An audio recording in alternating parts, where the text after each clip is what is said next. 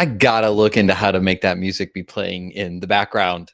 Hey, if you're watching this live or recorded later, I'm Alex, founder of the Happy Farm D, and we're talking about why a recession is the best time to plot your escape. I don't know about you or if you've been watching the news, and it is life's gone up in the air. Lots of things are happening right now. In fact, just this morning, tariffs were announced on pharmaceutical manufacturers. So we are in a weird time. And I know right now that a lot of people are, at least a third of all pharmacists are looking for a new job right now. And the question I think looming over a lot of people is, should I be looking for a job right now? It is a recession. Let me know if that's crossed your mind in the chat by just typing in a 1, especially if you can hear me. I think audio and everything is coming through. Are you considering a recession as part of your career plan? Is it affecting you? Is it something that you're concerned about? Type a 1 in the chat. President Trump and Supreme Leader Xi are in a tariff war right now. Trade is likely to come to a standstill. We probably should be expecting a huge amount of inflation, potential stagflation. Meanwhile, I know that our government administration currently wants to do major tax cuts and spend more money to go into more debt. Stability is not the same as sustainability. And pharmacists, I think, get stuck in roles because of fear and not fulfillment. But I think recession is a wonderful time for a disruption, and that's a good thing. You cannot have a breakthrough until you have a breakdown. And I think this is everyone's moment to have a breakdown. I think it's a real opportunity to reflect on where are you at right now? Are you happy where you're at? And what could be coming next for you? I think you can take this moment to create some clarity, to separate what really works from just what's like looking good right now. I honestly believe that the best time to redesign your future is when the old structure is collapsing. And that may not sound the most positive thing about where we're at right now. But today I wanted to have a discussion with my good friend and career advisor at the Happy Farm D, Dr. Eugene Choi, who's also a pharmacist and works here with us at the Happy Farm D. Hey, Eugene. Good to have you. Hey, how's it going? Good, man. How are you doing? Good. Excited to be here. So in preparation for this discussion about the recession, I just really quickly looked at the news articles this morning, and everything right now is about the tariffs and pharma manufacturers. I don't know. Did you get a chance to see any of that? Oh, yeah, I follow it. I mean, Amazon already stopped getting inventory from China, so that because of the tariffs. I mean, it just went up 104%, and China's fighting back with their own tariffs. It is a hot topic. But yeah, it's the hot topic right now, isn't it? Yeah, and, to say the least. I've gone through enough training now to like not internalize it, to not let it influence my everyday decision making. But I know that a lot of people are really worried about the recession that I'm no economic expert, but I think we can call it. I think we're in it now. What do you think? Personally, I think we've been in what's called a rolling recession. Because we've had dips over the past 2 years now. People just don't. Part of it is semantics. I don't know if you know this, but the other year, in the last administration, and this is not me being political at all, but the definition of what a recession is you have 2 consecutive quarters where you have negative GDP, negative gross domestic product, meaning how much money you're making as a country, generating how much income you're generating. And then when that happened, and then they changed their mind, going, "Wait, hold on, that's not really the definition. The actual definition of a recession." I'm butchering the semantics here, but the actual definition is if it's 3 quarters. And because we haven't gotten 3/4, we're not actually formally in a recession. Like they were changing the definition. Move the So goalpost a yeah, little bit further. exactly. Yeah, I don't that's know not if that was a propaganda, is it? yeah. I don't know if that was a political move to whatever the case may be, but based on the numbers, I believe we were in a rolling recession. Like we've experienced it in a rolling recession. Other countries have been in recession. People love going to Japan right now because $1 is like 140 yen or something like that. It's you can get a nice plate of sushi for like, so anyone out there who wants to travel, go to Japan. They say it's getting there is expensive, but once you're there, it's like fantastic. Germany entered into recession. UK entered into recession the other year. So I feel like we've already been in recession, and it's just we're just creating more headlines to make it more stir crazy. But we'll see what happens. It's who knows what's actually happening. We'll see. So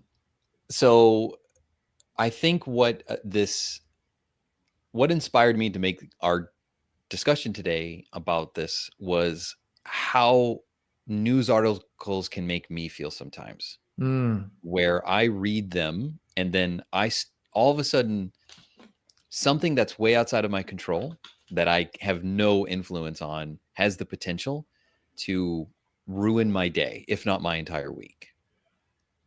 But I want to get as objective as possible. And I think that can help us set the ground floor for like where we're at as our profession in pharmacy and like how to really think about a recession.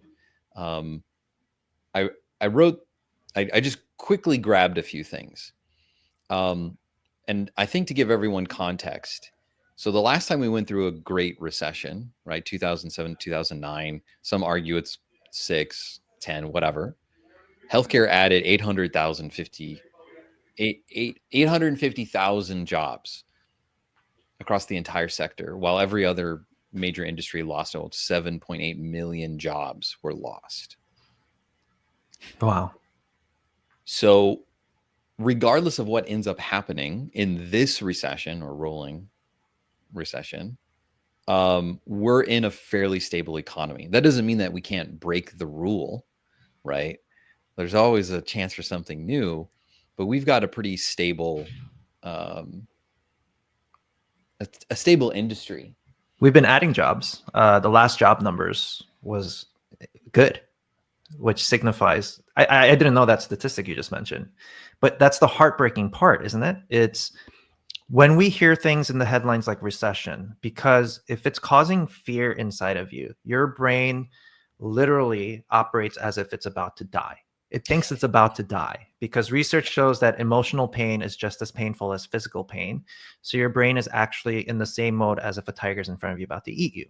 So the problem with that, though, is your brain focuses on more of the same. So this is a little bit of a morbid example. It's not a fun example, but like this is why people in abusive relationships stay in abusive relationships. The psychology of that is my brain doesn't like uncertainty, because when prehistoric times you go into uncertain territory, you might get killed by a wild animal. Right. So I would much rather stay in the abusive relationship because at least that's predictable. I can predict it. It feels familiar to me. And the heartbreaking part is when it comes to our careers, you literally gave proof right now. If during the 2008 recession, there was more opportunities being opened up, but if your brain is afraid, it's going, you know what? I'll just stay in this job that I don't like. I'll just stay here because at least it feels familiar. But what if I go out there into the uncertainty and it ends up worse? The pain, right? Correct. The devil, The devil, and another example of with the 2008 recession is, if I were to name these big companies that you probably heard of, Groupon, Uber, WhatsApp, what do they all have in common? They were created during the recession. So what most people don't realize is it's the times like this that there is a lot more opportunity than you think. That's the irony. During a time, if you let the headline scare you, your brain is going to filter out the information you need to show you the opportunities that are actually all around us right now. People get rich off of recessions, whether it's in investing, creating your career. You see what I'm saying? Yeah. It was outside of the context of this, but I read this really in-depth research paper that demonstrated with hard data that recessions always benefit the wealthy. There's a huge distribution of wealth that goes up the ladder. Meanwhile, everyone else struggles to make, their day-to-day payments. And we can get political. I don't think it's worthwhile. We don't I have don't to. want to stand for anyone. They're not standing for me, so I'm not going to stand up for them. Anyway, the point is that the people who are wealthy see these opportunities. Meanwhile, I think a lot of people limit themselves. They limit themselves to protect themselves, right? It's why people right now are selling in mass the stock market, right? They're all trying to protect what assets they have. But if we just look at over time, what ends up happening is growth. Money, its value always decreases over time on what it can buy, right? I mean, just 10 years ago, houses were like 50% cheaper, something like that. So unless we go through a major depression, keeping your head, keeping your cool, I think this is a real moment for clarity, and it can be a real gift in crisis, recession, tariffs, whatever is going to end up happening into healthcare, and the long-term detriments will create new problems. Yes. I think the crisis can remove the noise from your busy life. In good times, we coast. In fact, Eugene, when did you graduate? 2010. 2010. Okay, I'm 2012. Nice. So you remember you were probably told in pharmacy school, the saying was 6 figures in a car, right? And we missed the boat for that. And a sign-on bonus. Right. 6 figures in a car, which disappeared when I graduated. Yeah.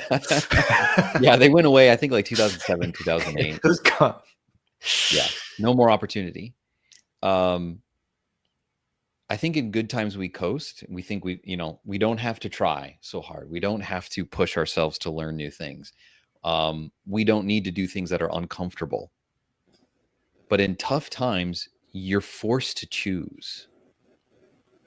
And I think the recession forces us to all be brutally honest. What do you love doing? Is this job that you have, is it really what you want to do? What drains you, and how can you do less of it? How can you use your unique ability, your strengths, your skills, personality, passions, interests? And how can you make something really valuable, either for yourself or for a company? And where is your potential being wasted? I think a lot of people who took those jobs before 2007 are regretting the decision. Yeah. Because of how pharmacy has changed. And I think we're seeing a generational shift as well, because we see Gen Z not taking those jobs with bonuses. Right. They're like, no, it's not worth it. It's not worth it. I think this is an opportunity for everyone to be like, this is a time to not just move into a job, but into a role that really energizes you. Because while everyone else is scared and terrified, they're going to be staying put. Yeah. If you want a unique opportunity that is a great fit for you, like now is the time to start putting yourself out there, especially during times like this. Yeah. Can I be honest with you, Eugene? No, you need to be dishonest with me, please. No, of course you can. Yes. 6, 7 years ago, do you remember when the news articles were getting really scared about North Korea? Do you remember all the hubbub? It was which time? Because I feel it was during. So it was which one was this one about? It was during Trump's first term, and when he was trying to establish relationships with. Right, he crossed over the line at the DMZ in Korea together with Kim Jong. Yeah. Right. So during that time, a lot of the news articles that were coming out were like, nuclear war is a real option, and they have a button, right? And all the news was talking about it. And this is about the time when I started like actually paying attention to news. And I legitimately became afraid of like nuclear fallout. Genuinely, it was thoughts were appearing as I watched my kids playing in the backyard. Yeah. Like, oh, this is a reality that could be taken away from me. But I learned something during that time. I thought, this, number one, this fear is probably stupid. If nuclear war does happen, there is absolutely a damn thing I can do about it. There's Right. nothing. So what I've learned over the years, after doing really hard things with my life and my career, my business, that action makes the fear go away, because fear is just in your head. So the small action I decided to do was put aside $50 and just buy emergency supplies. I Mm. have a year's worth of seeds in my basement. Oh, you still do? It's one of those emergency kits, you know, Your that I think I survival bought kit. from the Yeah, yeah. Mormon church, like, because they've got like great deals on that stuff. Mormon churches have great deals on seeds. Little known fact. So I have a Oh, friend who's a bishop, and he was telling me all about this. You can go to their website. You can get great deals on seeds and canned what? goods. I could ask my Mormon friends about this now too then. Yes. So anyways, that doing that once a month helped me realize, you know what? I don't need to be scared. I'm at least doing something about my situation. If Mm. you're in a job right now that you feel like this stinks, this is not what I went to 6 years, 7, 8 years of schooling, did a residency for, you do not need to just stay there and coddle yourself with a lie that, you know what, the manager, eventually things are going to get better. Eventually we're going to hire that other person that needs to be on the team. Eventually I'll be happy. Why not just like take a small action today? Go talk to Eugene Choi. He's really cool. I'm hanging out with him in my free time. Like, reach out to a new person you've never met before. Find out about a new role. I have a client right now that I'm working with who's going to the Sports Pharmacy Summit. Have you heard of this? The sports farm. What? Yeah, I know. I have Sports? heard of them. Brandon Welsh. What is I it? forget. It's a summit learning about sports medicine. Oh, And sports medicine. Ah, okay. yeah, so That's she's going, cool. yeah, she's going to the conference. Um, yeah, so you're never going to be ready, and you don't want to wait for a situation to get so bad, like an abusive relationship. Fuck. Okay, I gotta not swear. Um, your comment earlier, you know, I don't think you need to be so PC about it. Like, if you were to describe what employers do to employees, and you just put the word like the wife and the husband together, or the partners together, and the kind of behavior that they commit against each other, It's like, toxic. yeah, it's toxic. It would be abusive. Lying to your, can you imagine? That's actually, that would be a good, so Eugene's career is really interesting. He used to work for Jubilee, right? Mm, Very yeah. famous YouTube. Media. Yeah. Yeah. Very famous YouTube channel that does really interesting content. That would be a good thing, where like if we lived close to each other, we could pretend to be partners, like romantic partners, but just like talk in corporate speak to each other. Like, oh yes, I know that I said that I would make dinner, but it's on the agenda in 2 weeks to address that vacant spot that we have. Yeah, yeah, I'll get to it eventually. Yeah. And honestly, your quarter performance has been quite disappointing. So I don't know if we're gonna do the cooking this week. So Yeah, right. that'll go well with my wife. Let's do your quarterly performance review. Let's do an experiment and record them. then it will become an abusive relationship where I will get physically abused. You get hit in the Get head slapped with in a the shoe. or the frying pan. It's like, here's cooking for you. Yeah. But But yeah, I mean, I think one of the things I admire about millennials and Gen Z though is like they've picked up on the BS. It has been very much shifted to the advantage of the employee, not everywhere, but which is also another reason why it's a great time for you to try to create your own career, because corporations are starting to get more fearful now, right? Mm. When COVID happened, for the longest time, a lot of corporate were saying remote work is impossible. And then when you're forced into it, even though research, there was before COVID, there was research that remote workers had higher productivity levels because their quality of life improved, Yeah. right? Even though there's actual research, it was a simple fear-based decision for a lot of corporations because I don't know what you're doing when you're at home. I don't trust you. Like, why are you hiring people that you don't trust, right? Why? Which is the irony part of it, right? But anyway, it's the way that people get treated. I agree with you. It's like, so I think another thing that comes up for me, why is it so important for you at times like this to try to transition out of your career? If you are relying on your current employer to advance your career, it's a big hill to climb. Why does this happen? A lot of people, without even consciously knowing they're doing it, your leaders are actually probably trying to keep you in the same place. Because remember, our brain likes familiarity, especially when you're afraid, like a recession. They try to keep you in the same place. Oh, you're such a great worker. It scares me to think about hiring someone new and training them to be as good as you and thinking about how much money and time that's going to take. In addition to that, if I put you in a different role that you want, that scares me as the employer too, because I don't know if you'll be good at that job or not, if I'm being honest. You're great at the job you're at now, but I don't know if you'll be great at this new job. So if I can delay your promotion or your shift in position, I will do that as long as possible because my brain likes familiarity. Hence, that is the abusive relationship we have with our employers without even knowing we're in one. You're leaning on your employer to try to help you grow, but they don't want to do that.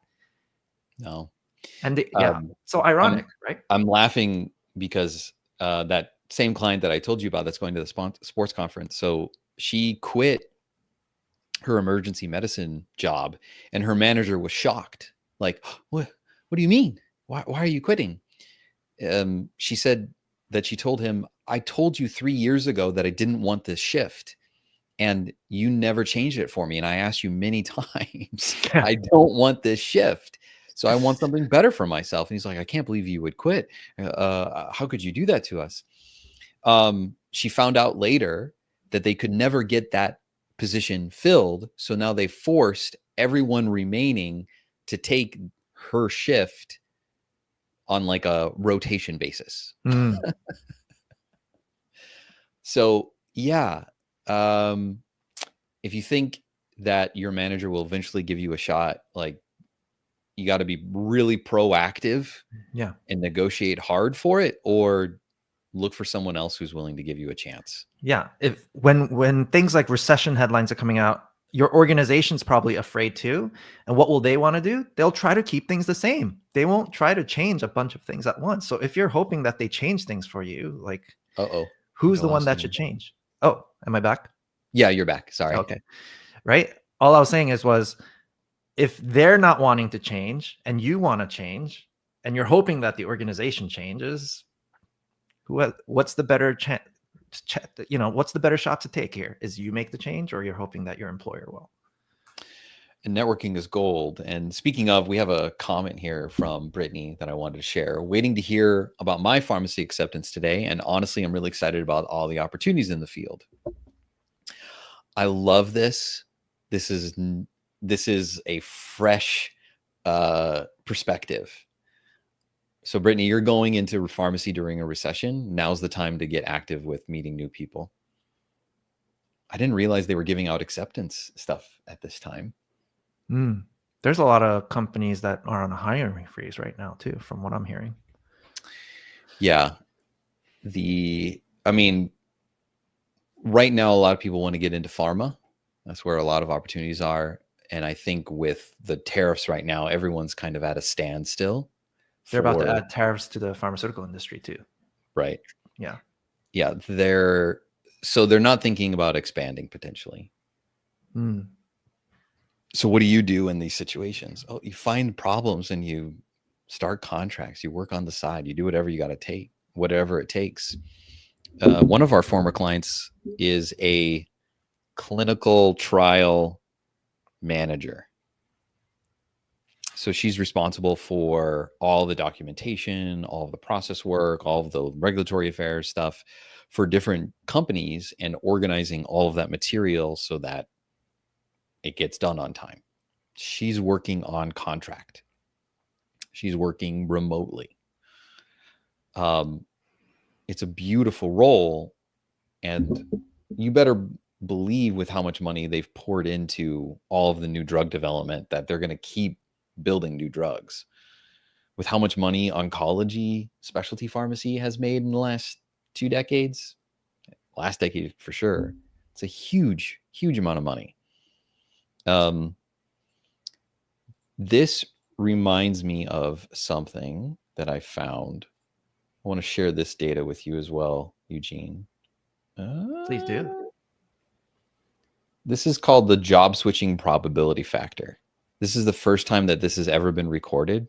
The probability of which people will change a job.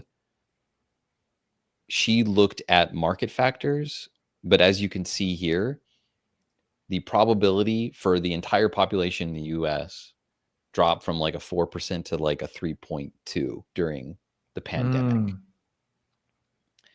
So we already know that the likelihood that someone's going to shift away from a secure job right now is lower during, I don't know, conditions like a pandemic or a recession. So I'm much less likely to switch a career position during times of uncertainty and recession. Yeah. Okay. I tried to look for hard data, but essentially what I learned is that there's no economic analysis that proves that if you switch a career or you're newer, that you're more likely to be let go. We know that to be true though, right? If you're one of the newer people on the team, depending on what it is, you're the most likely person to be let go because of your lack of knowledge, experience, relationship, whatever it is. However, despite these things, I guess the real question that I want to ask is like, is it worth it to go do something valuable with your life?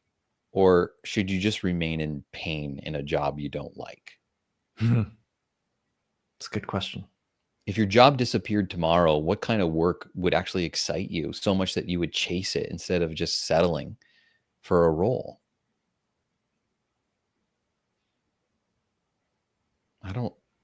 I can't imagine staying. I mean, I quit when things are good, and I'm glad I did.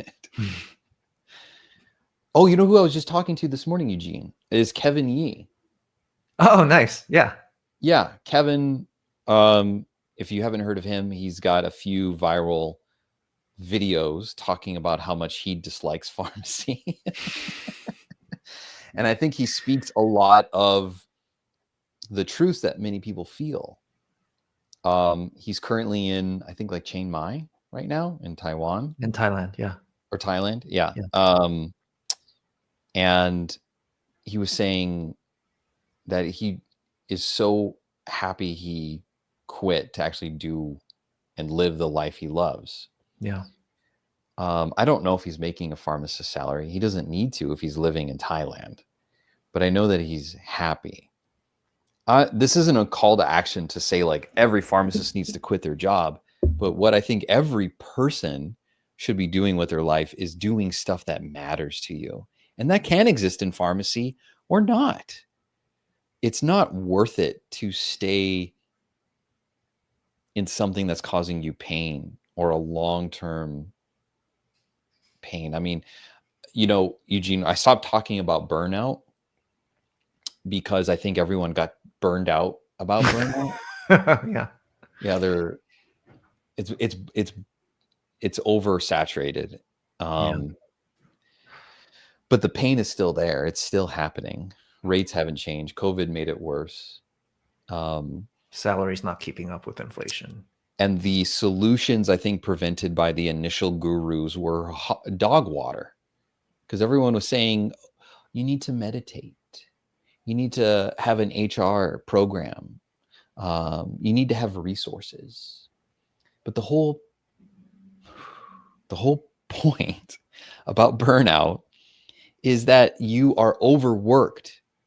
So doing more meditation, more journaling, more breathing techniques is not going to fix the problem. Yes. You have to do less. You have to do less. You have to take a sabbatical. You have to take 2 weeks off. You need to not work so much, not take overtime, not stay late. That is the only way to bounce back from it. But that falls on deaf ears, because everyone needs money. Everyone needs to work. Everyone lives up to their, living expenses. So you have to work hard. You have to make more money. Oh, you're stirring up so much thoughts for me right now that if you take this so the messages that are put out there is so toxic, in my opinion, for people. I'll give two big things that are coming up for me. Number one is, if you take the burnout thing a level deeper, what the research shows about burnout, that's really fascinating. Harvard Business Review released this research, which was, it turns out they were trying to figure out what's actually causing burnout. So the big thesis is how overworked they are. But they would find these anomalies. Why is it that company A and company B have the same workload, but company A is reporting that they're burnt out, severely burnt out, but company B is saying, no, we're fine. We're thriving, actually. We're doing great. So what they found was a key factor of what actually is a root cause of burnout. One of the big ones is loneliness. Loneliness was the cause of burnout. How supported you feel in your environment directly correlates with how burnt out you get. One company found the support they were looking from their peers, their bosses. Their bosses weren't just trying to keep them in the same place. They actually cared about their development and their growth. Versus the other one, it's a cutthroat environment. They feel like at any moment they can cut the axe on you. So it was interesting, because if that's the case, that you're right. If they tell you to do more stuff, it's not actually developing a relationship with you. They're trying to put a Band-Aid on a gaping wound that needs an operation. So I think that's one thing to be aware of, is how supported do you feel in your daily environment? Because if you don't, that's probably the cause of your burnout. You're probably feeling alone right now. You're probably feeling isolated right now. You're probably feeling like there's no one to turn to right now. I think that's very important to think about, because the problem here is the message that I think gets so misinterpreted is things like hustle culture messaging, right? If you work hard enough, you will succeed. Work hard, never give up. But just like you said, we need to do less. I think people don't realize, if you want to grow your career, it starts with quitting. You have to quit to make room for the thing you want to create. Yeah. So is it as practical as quitting your job? Yes, that could be one of the answers. But there's a lot of other things you can quit too. Quit doubting yourself. Quit being so negative. Quit being so like there's no opportunity out there. You have to quit doing that if you really want to create the thing for yourself. And I agree with you wholeheartedly. It's about doing less, not doing more. Work smarter, not harder. But I think most people don't realize that. We go, no, I just need to keep working harder and never quit. It's like, no, actually, you need to quit first. You just need to quit the right things in order to create this opportunity for yourself. Yeah. It reminds me of like what my coach often says to me when I say like, that can't happen, or I don't know if I can do that. He often says like, who says? Why do you keep talking about that? Why do you keep saying this? What rules are you following? And do you really like those rules? When I first started the company, Eugene, a lot of people would come to me and say like, so can you help me stop being a pharmacist? Can you help me become a teacher? Something else? And we've had a few people. I've helped a pharmacist become a full-time comedian, Mitt Wolf. I've helped people get into real estate, financial advising, start up their own business. But I mean, there's plenty of paths that you can do in pharmacy that are just as fulfilling. There may be bad companies in those spaces, but there may be good companies too. Um, you know, what I find interesting about this discussion is that it I think people struggle with conceptualizing, should I leave? Because it's a very emotional discussion. Um, and like it or not, we humans are emotional decision makers. We are never intellectual decision makers. Very true. Never. If you think you're always logical, you're BS. Want a pharmacy stat to prove me right? So, did you learn about adherence data back in pharmacy school?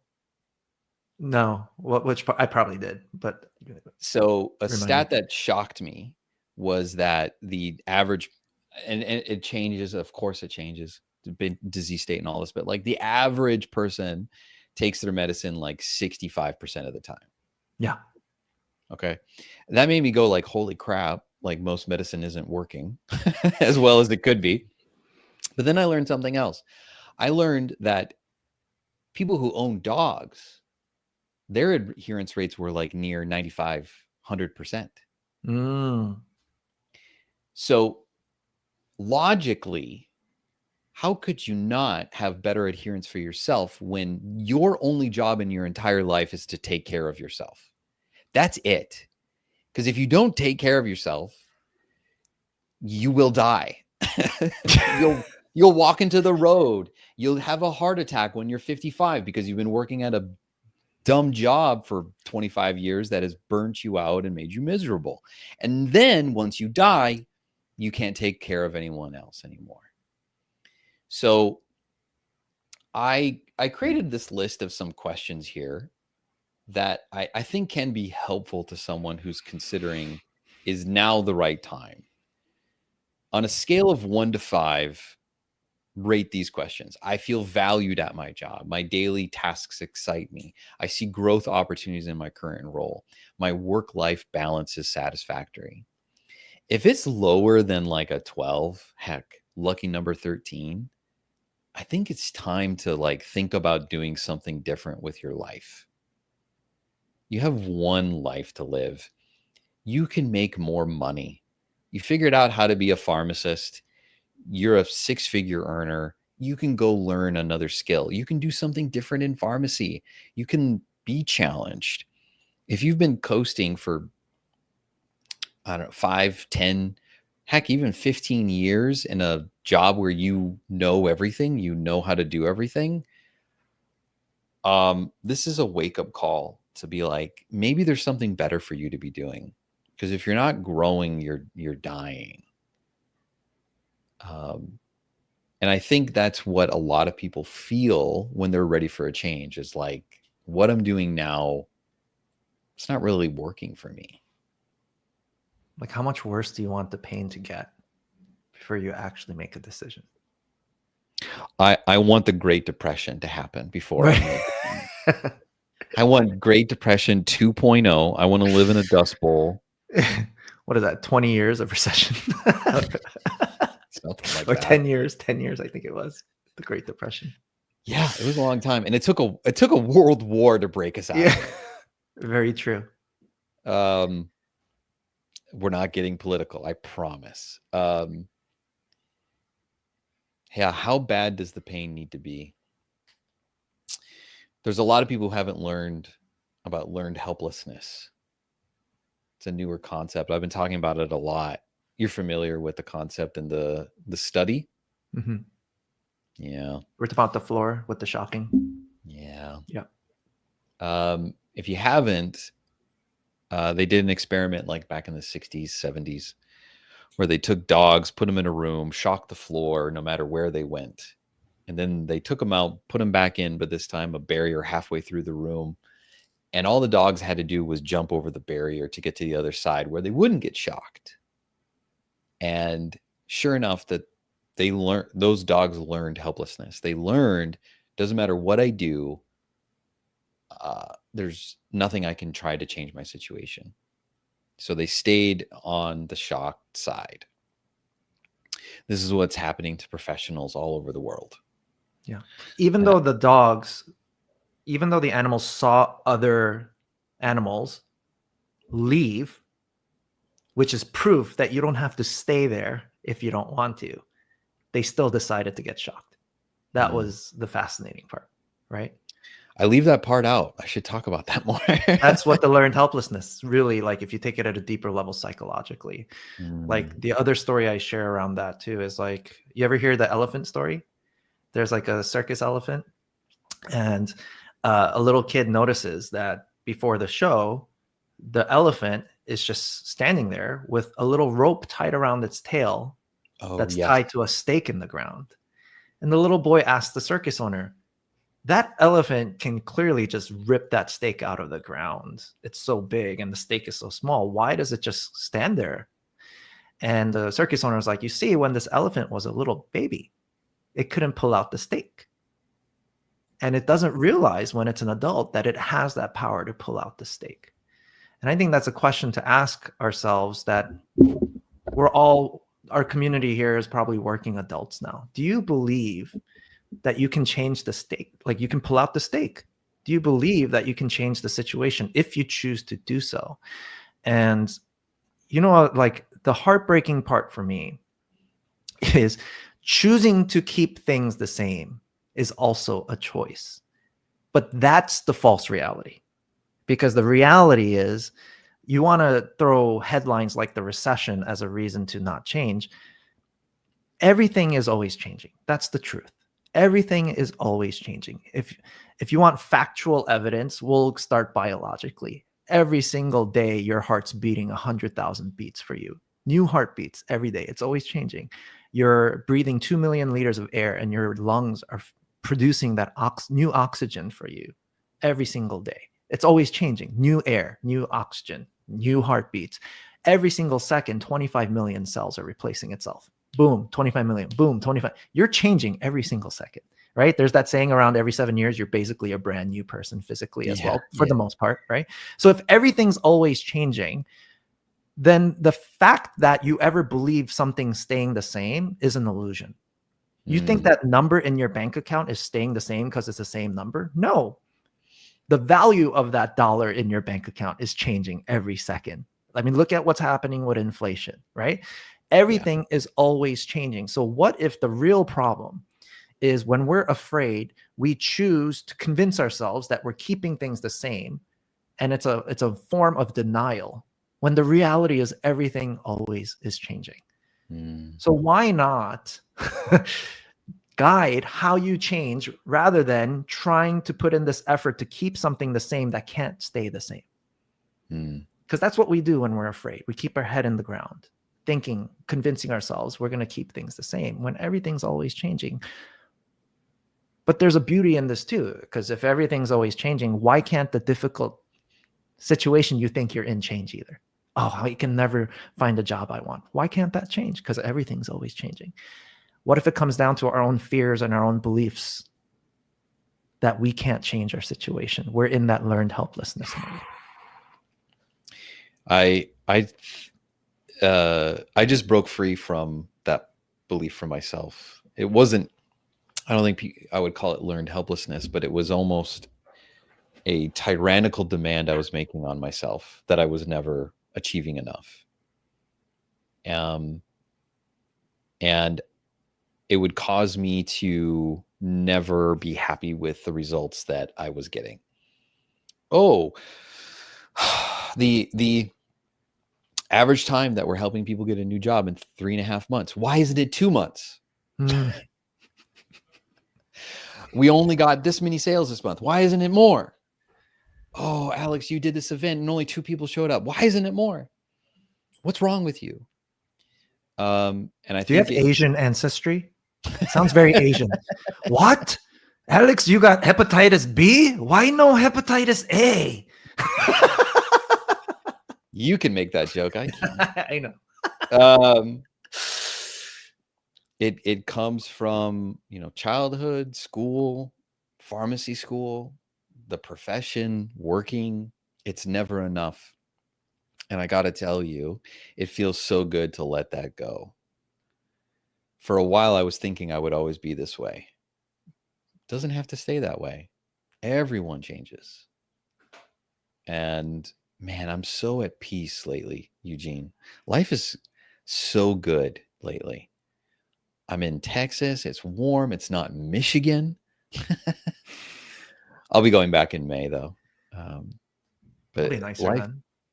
what's that? It'll be nicer then, right? In May, in Oh, yeah. Michigan. Yeah. It'll be in the 50s and 60s. Sweet. But all it took to feel better was just letting go of beliefs that weren't helping me. I think a lot of people feel stuck right now in their jobs because it's like, this is what I have to do. I have to pay off my college debt. I have to pay for this very expensive house. I have to have this job.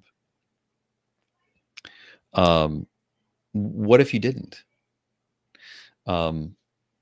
Interesting kind of opportunity just happened to me. I'm actually coaching a physician, Mm, and it's amazing the same amount of negative thoughts physicians have in comparison to pharmacists. Like it's the same stuff. I can't do this. I can't do that. I can't have this situation happen.